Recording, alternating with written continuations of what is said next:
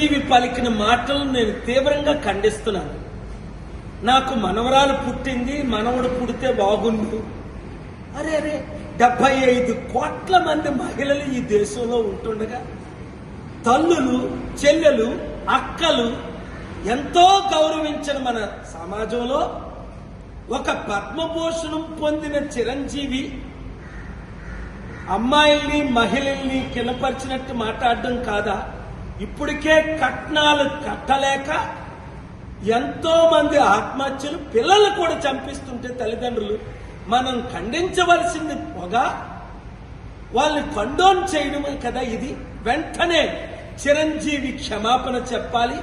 మహిళా కుటుంబాలందరికీ తల్లి లేనిదే పిల్ల లేదురా బాబు, తెలుసుకోరా చిరంజీవి ఏం మాట్లాడుతున్నా?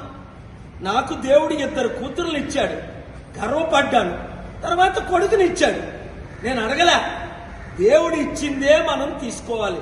అదే ప్రసాదం, అదే భాగ్యం.